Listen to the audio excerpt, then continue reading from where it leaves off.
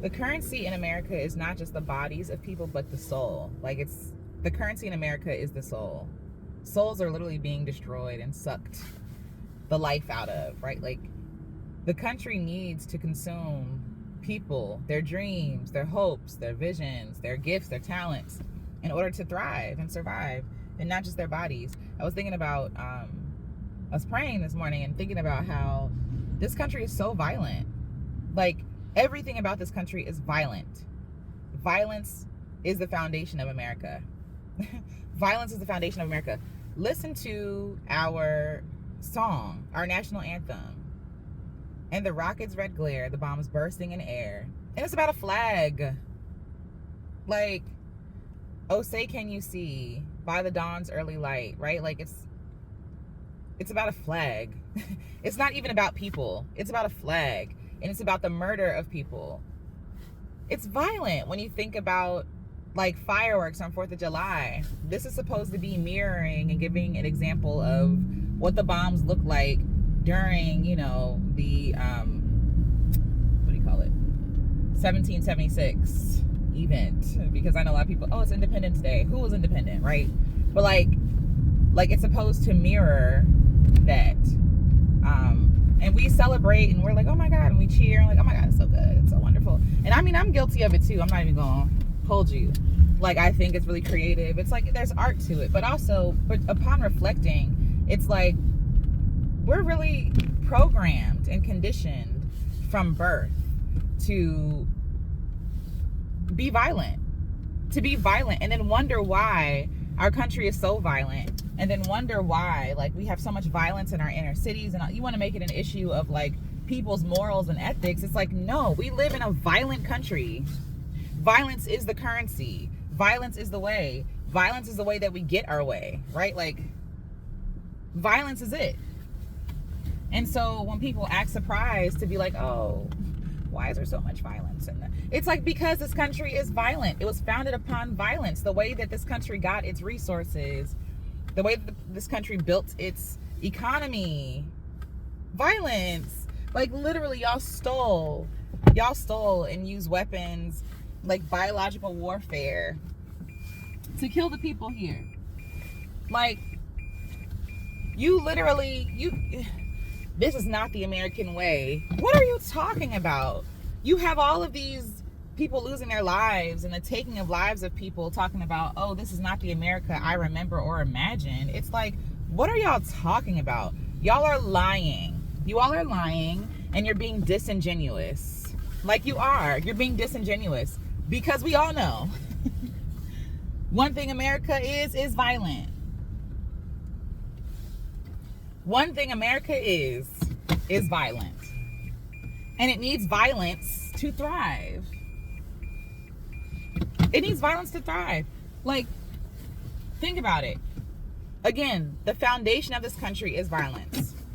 Is violence. Is the stealing of bodies, the stealing of resources, the taking of lives of people, right? Like, that's the foundation of this country. Stealing bodies from other continents, first of all, taking the lives of people here, already here, enslaving them. Then it's like, oh, we're working them too hard. Let's get other people from other continents, bring them here, use their bodies to build our economic system, our wealth, our resources, right? Like, let's use them. Let's enslave them. And then you have the foundation of this country. If the foundation is enslavement, our jobs mirror that. Think about it. Like, they can fire you at will. Like, these jobs don't care nothing about you. They're like, you're literally working for hire. Like, they're telling you that $15 an hour is what your life is worth. They're telling you that $15 an hour is what your life is worth. Not that you're priceless, not that you're important, but no, like, an hour of your life that you can never get back is worth, in a lot of cases, less than $15 an hour. And we just take it. It's normal because we've normalized violence against ourselves.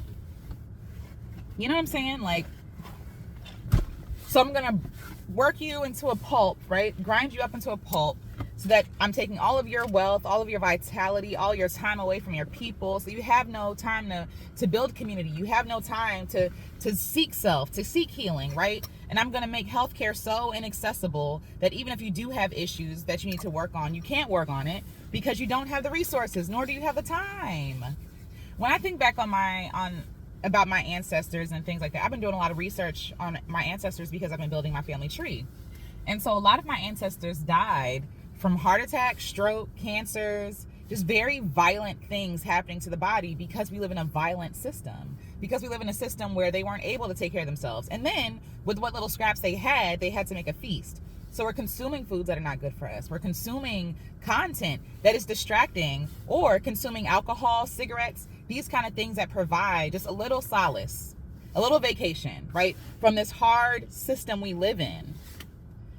Why do you think addiction is so high in this country? People are miserable. Like, why do you think violence is so high in this country? Because this country is violent. The systems are violent. The companies we work for are violent. They don't care. They don't care if you're sick. They don't care if you have a death in your family. They don't care about your mental health. They don't care. They're worried about the dollar. What's here? Oh, that's sweet. He's carrying her purse for her inside the store. But what's real here is money. They don't care nothing about people. They don't care nothing about bodies. Nothing. And we're surprised when violent acts happen in this country. Why are we surprised? I literally tweeted because they were talking about student loan forgiveness and how they were like not gonna allow it to go through. Whatever, girl, y'all still not getting that money. But anyway, I was thinking about the student loan thing, and I'm like, of course they're not gonna do it. They need us to be in bondage to our student loans to keep us working. Why would I free you and mess up my economic system? Why would I do that? Why? Because if I free you from bondage of debt, right, then you actually have choices.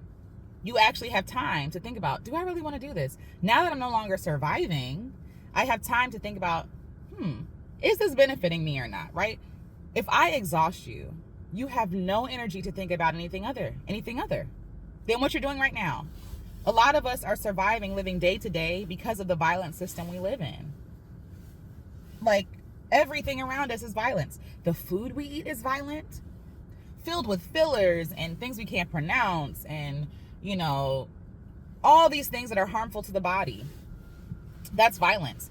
And then they want to say that the fix for that violence in the food is to work yourself into a pulp. Go to the gym 3 times a day, work out hard, wear your body down. No, that's violent too. A lot of this diet culture, this workout culture that we have, a lot of it is violent. And we don't know that it's violent until like 30, 40, 50 years down the road when we need, knee replacements, or, or we need back surgeries, these kinds of things. Like, there's nothing kind and gentle about America.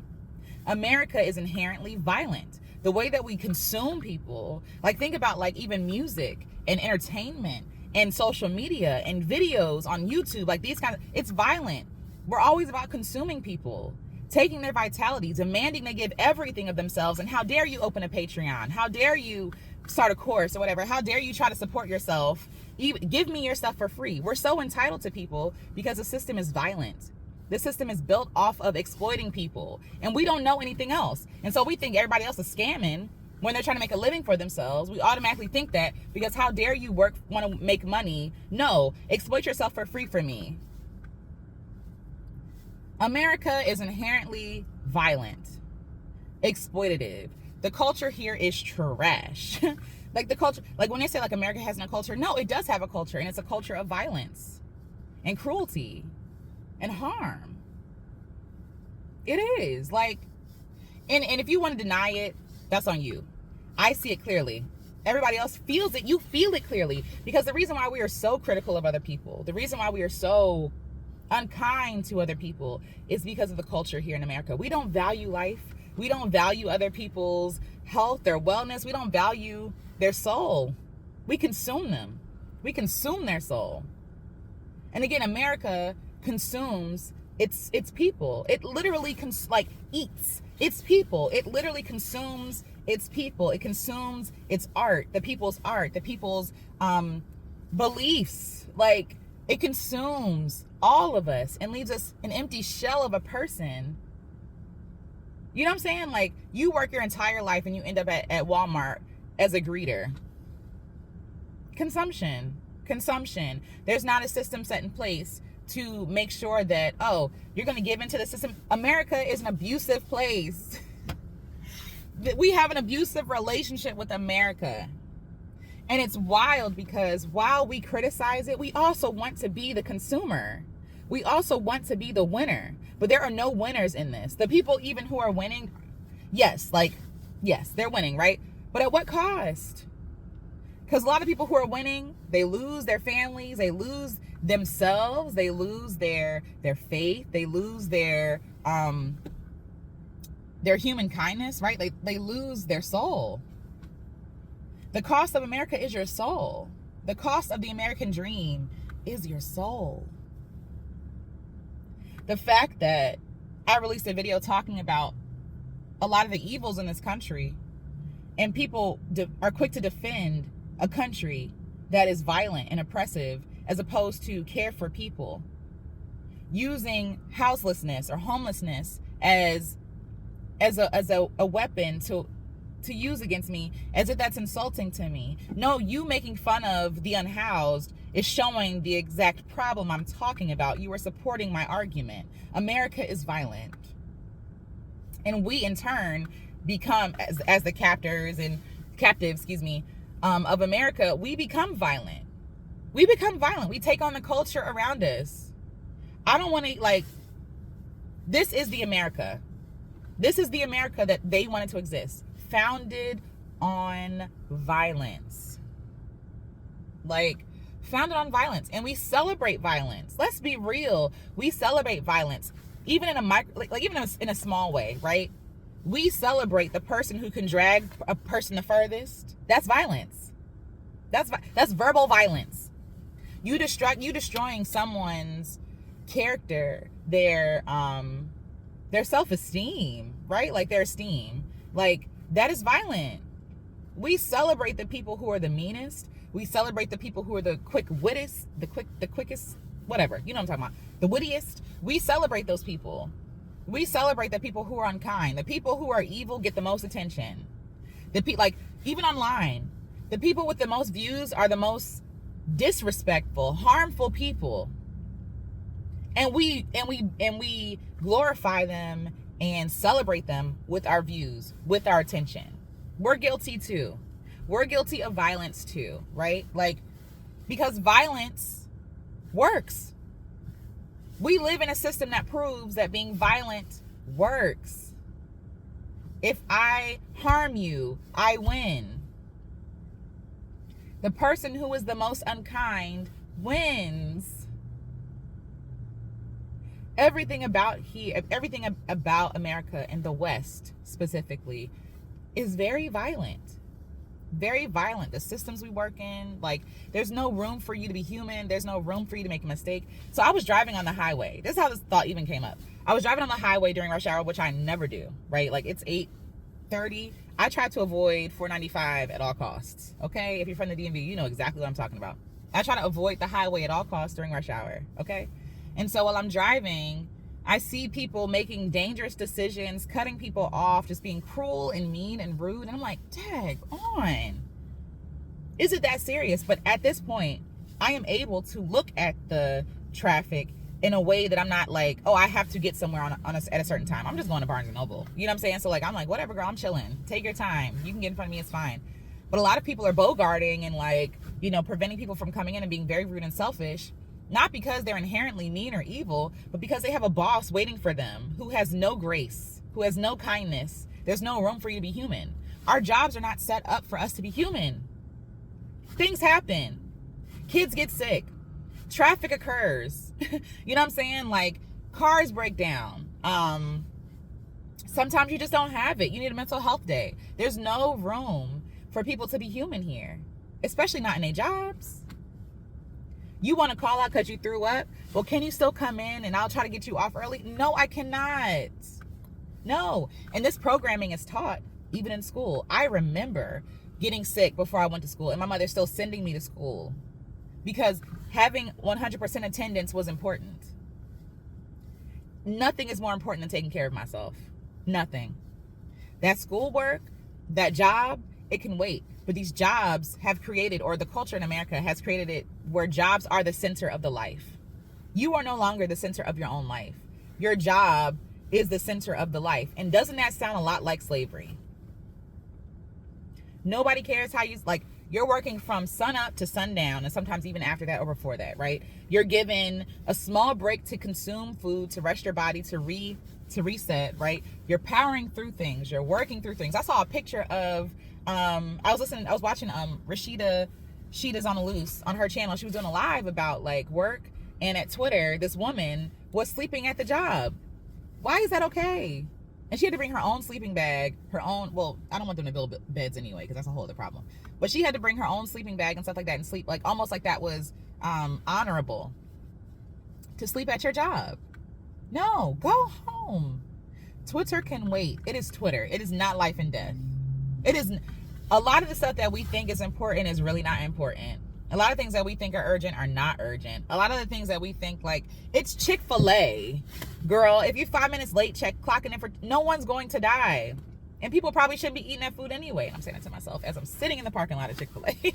But for real, like, hello? Like, what's happening? Is everyone okay? And they're not. No one's okay. No one's okay.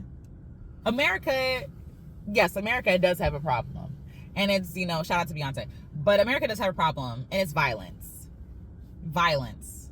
And it consumes bodies. That's the diet of America. The diet of America is the very body of a person. Just think about what it takes even to get food here. How many people are exploited on the way to you getting food on your plates? You're consuming them. You're consuming their work. You're consuming their vitality because they're getting paid pennies on the dollar, right? And it's hard to even think about building a sustainable and beneficial system to everybody in that system because they make it harder for you to even have land. They make it harder for you to grow your own food, to support people who may have like co-ops and stuff like that. It's almost like frowned upon. Why? Because I don't want you to ruin my system of consuming bodies and violence. But anyway, I'm in traffic. People are rushing, being rude and cruel. And again, the reason why is because they feel pressure from their boss waiting on them. I remember having a job, and this girl, I was 5 minutes late into my job. Also, there was no parking, but that's a whole other conversation. And it was in DC, which is like, sweetie, there's never any parking. And y'all want to ticket me if I park on the street. So anyway, I was 5 minutes late for my job, and my boss comes up to me. No matter how hard I was working, I was dedicated, I was diligent, I was doing what I was supposed to do. And she's like, well, if you come in 5 minutes late again, I'm going to have to write you up. Why? Let's ask why. Why? Because policy says you have to be here at 8 o'clock. Okay, how realistic that every day I'm going to be at work at the same time? Even if I'm there earlier, right? Time varies. And sometimes I have left my house early. But why should I have to leave my house early? Okay, anyway. Sometimes I have left my house early and still have gotten there late. Why are we so rigid with time slots that really don't mean anything? Why?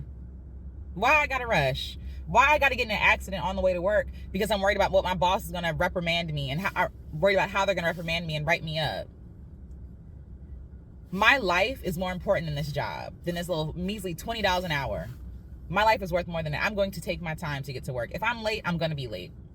And there's something to accepting that, right? Like even for myself personally, I'm like, why am I rushing? What is that about, right? Like, where is that coming from? Why do I feel this need to rush? Why? Like, where am I rushing to? To death? That's why you have so many accidents. That's because people are rushing. But we say like, oh, aggressive driving is the problem. No, the problem is oppressive and violent systems. That's the problem. Aggressive driving is only aggressive because people are scared. People are fearful of being late, fearful of being fired, fearful of not being taken seriously, fearful of reprimanding, right? Like this country is built on fear and violence, and fear of violence. Like writing someone up because they were human is violent to me. It's violent. You are literally throwing away their humanity. It's violent to me. Like punishing someone because their child is sick or they have to call out or they need a mental health day is violence. That is violent. You're denying them the care that they need. And so if you care about these people for real, and a lot of these jobs don't, if you care about these people for real, right, you would then care about their well-being, their mental health. And honestly, even if I was just concerned about the dollar as an employer, I know that if my people are happy, they're more likely to stay, to be loyal to me. They're more likely to give, you know, when I need them to give, right? Like if I really want to manipulate people like that, wouldn't it be beneficial to serve them better? But no, we're so short-sighted. It's about demanding what is now. We need it now. Everything's about rushing in America. Go, go, go. Get. Spend, earn, become. It's never ever about being and honoring and seeing and holding people as sacred and valuable, for real. Like, we're so loyal to these jobs, and if something were to happen to me tomorrow, the next day, yeah, they might put my obituary in the email, and then they have my job posted. Girl, and then in 2 weeks, they're never gonna talk about me ever again. You know what I'm saying? Like, we're giving so much of our vitality and our like life force to these systems that just don't serve us. They don't benefit us in any way. Everything around us is violent. The housing issue is violent. Having access to clean food and to healthy food, violence, right? Denying people that access, violence. Denying people access to healthcare, violence. Demanding that a person be defined by how much work they do, violence. Slavery. America does have a problem. You're absolutely right. It's a consumption of souls. It's a consumption of dreams. How many dreams are not being realized because people feel like they have to, let's be real, like people feel like they have to give up all of them to survive. That's violent to me. It's violent to me. It's unkind in the least, right? Like, at least it's unkind. In real life, it's violent. It's violent. The way that we talk about ourselves, the way that we talk about each other, the way we talk about stars and stuff like that, they're here to entertain us. Like, the way that we peer into some of these, even like, what do you call them? What is it called? Those shows like Love and Hip Hop and all these other things. Like, peering into people's lives and their trauma and making fun of it and being entertained by it. Allowing them to be exploited. Violent. We are inherently violent. And we love violence. We consume violence. There's something about watching boxing that I cannot do. I can't do it. UFC or boxing with the gloves, I don't know what the name of that is. I can't do it. There's something inherently evil about watching people destroy each other. Football's the same way for me. You're running your body into the ground, beating your bodies up, and people are watching and cheering from the sidelines. It's giving very much slavery. It's like giving gladiators.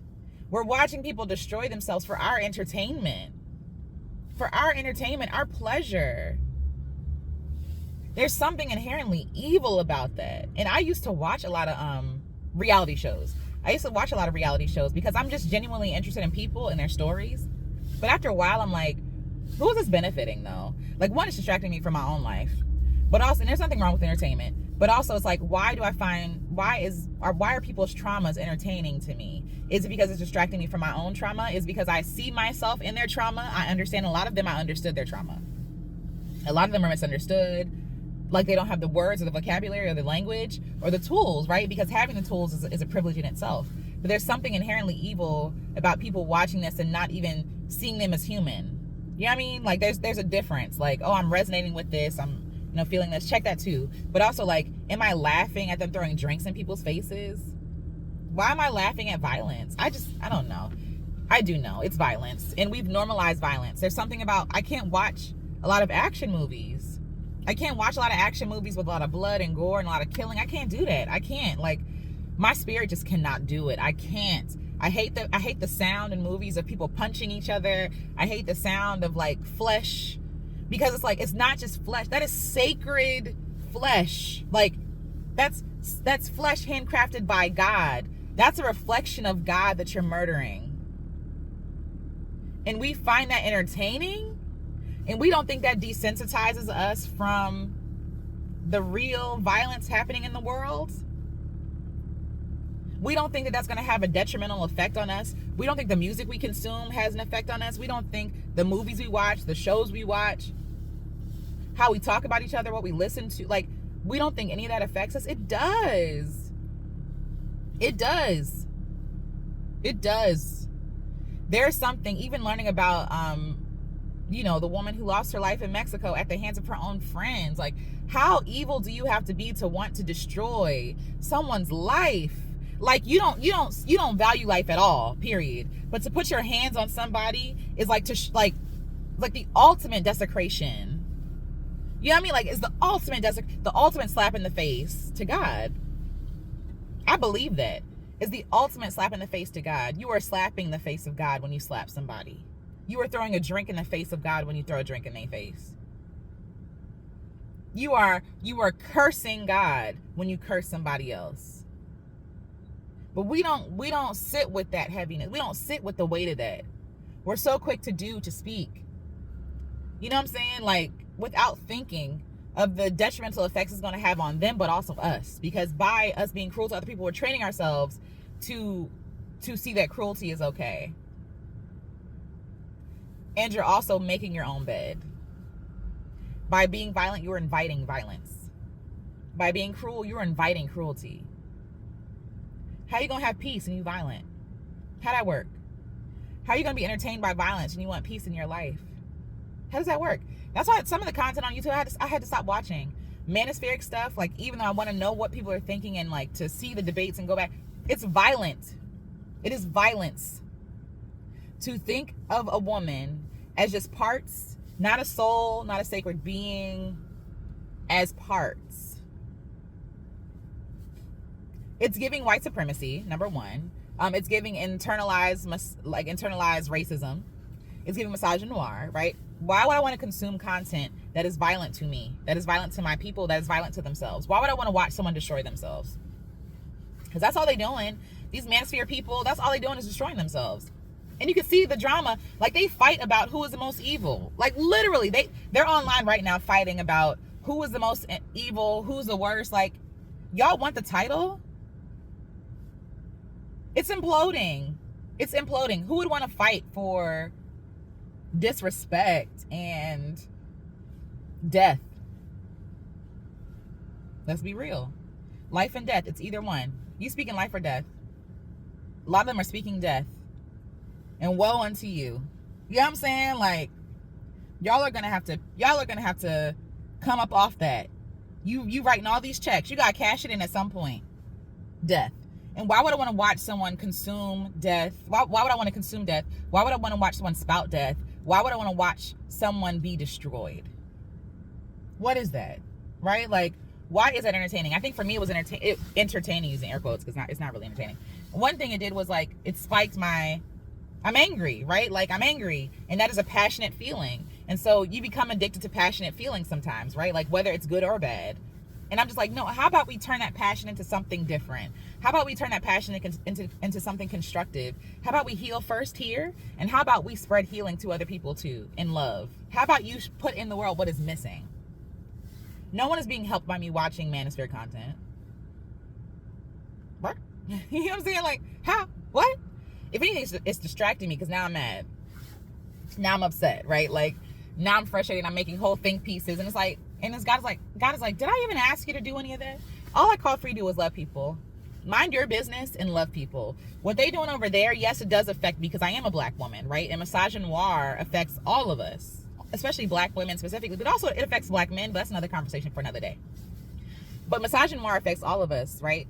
But what I plan to do is create my own little utopia of love, of peace, of joy. I plan to be the change in the world. I plan to counteract all that evil with love. That's my plan, because that's what I can control. I can't control what homeboy finna say on the line, or homegirl, you know, making coin by pandering to these men's egos and broken hearts and boys who never grew up into men who never healed, right? Like, that's not my business. What is my business is to be countercultural to this world. And to be countercultural to this world in the West is to be peaceful, is to be loving, is to be healing. I really feel like one of my gifts is healing. I've been really asking God, like, what is my gift? Like, there's a whole list of gifts, like, you know, prophecy and all these other things. And I don't think I'm a prophet. I don't think so. I don't know. I don't think that I am. I think that I'm wise, but I don't know if wisdom is my gift. But I feel like one of my gifts is kindness, and it is healing. And at first I thought healing was, you know, like I'm putting hands on somebody and I'm like healing them or praying for them and they're healed. But I think what I have to offer is healing. And what's crazy is I've been getting confirmation, because people have been commenting on my videos and like, your voice is healing. And I'm like, God, is that enough? Is it enough for me? Like, is what I have really enough? And the answer is yes. Is what you have enough? Yes. To change the world? Yes. Because when you are standing up in the world as yourself, right, you are impacting other people, millions of people, and you don't even see it, right? We think like, oh, I need a big platform to impact people. No. If I smile at somebody who's having a bad day, they might smile back in turn. Their mood might lift. They might go home and be more loving to their family, right? Their family's getting nourished and getting the things that they need. They're being supported. They're being more present. Then the kids are going out into school and spreading that. It's spreading. It's contagious. Kindness and evil is contagious, right? And that is healing. That is healing. Making space for people to be all themselves, to not have to have all the answers, but for people to vent and for people to be like, I'm not happy, I'm not okay. That's healing. And I really feel like God is showing me, like, focus on your gifts, not all this violence and stuff that don't matter. All of it is going to perish. All of it is going to burn up. All of it is stupid. All of it is fake. Half of them people don't even believe half the stuff they saying anyway. They don't even understand the check they're writing. And instead of like, and for some people, I feel sorry for them, because you're going to have to cash in that check. You're going to have to answer for even the Bible says, every idle word you speak, you're going to have to answer for. Every idle word. And I think, like, dang, sometimes I be saying, that's why sometimes I don't want to talk too much. I don't want to talk too much, because I'm going to have to answer for them things, right? But people get online, and not saying it's everybody, but, people like speaking evil. You speaking evil every day and don't think that stuff is going to come back and bite you? Are you going to have to answer for it? And even if you don't believe, people say, like, karma, whatever word you want to use, like, you reap what you sow. This is a foundational principle of a lot of beliefs. You reap what you sow. What you put in the world, you finna get back, right? Like, you reap what you sow. And you're sowing discord. You're sowing violence. You're sowing cruelty. You don't think you're going to reap that? If your words you speak are powerful, you don't think you're going to get that back? We've seen it happen in real life. People have lost their lives who are speaking violence. And what they don't realize is when you're speaking violence to somebody else, you're speaking violence into yourself too. You're eating the poison you're giving out to other people. And it's gonna catch up with you, whether right now or later. And I don't want to be nowhere near you when it hits you. You know what I'm saying? All that to say, this country is violent. Violence is so normalized. It's actually entertainment. We are violent with ourselves because this world is violent. Why? Hustling and grinding is violence. Hustling and grinding is violence to our bodies. It's violence. It's disrespectful to ourselves, to our ancestors, to our people.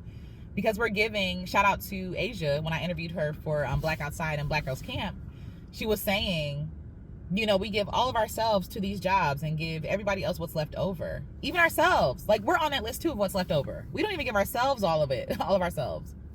We give our jobs all of ourselves. And they don't even value you.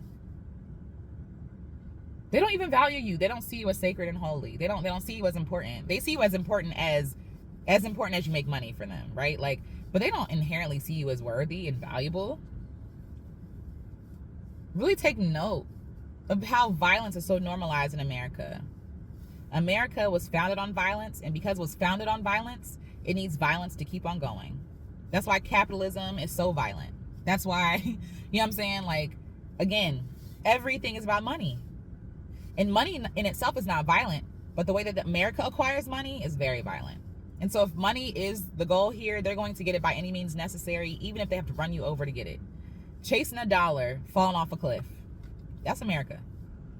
Chasing a dollar, falling off a cliff. So, even though this country is violent, you don't have to give in to violence. You don't have to be violent to anybody else. You don't have to accept violence from this country, because that is revolutionary. And you also don't have to, again, be violent towards other folks. Violence should not be entertainment. Violence should not be the standard. Violence should not be the foundation of any country, any people, any region, anything, because it's going to crumble. If violence and war and bloodshed is the foundation of anything, it's going to fall apart, because they're always going to be competing against each other. There is no peace. There's no solid foundation. There's nothing solid about violence. It all crumbles. And violence consumes itself. It knows no boundaries. So you set the boundary for yourself. You don't have to be violent like these systems are violent. America does have a problem. Let me also add this. My whole point in bringing up the traffic situation, violence breeds violence. If you're in a violent country, your work environment is going to be violent. Your job is going to be violent. People getting to the job are going to be violent. People working in the job are going to be violent. You're going to bring that violence home to your people. Your kids are going to spread violence, right? Like, violence breeds violence. You live by the sword, you die by the sword. And America is dying by the sword. The people are dying by the sword. And we're surprised when violent acts occur. How?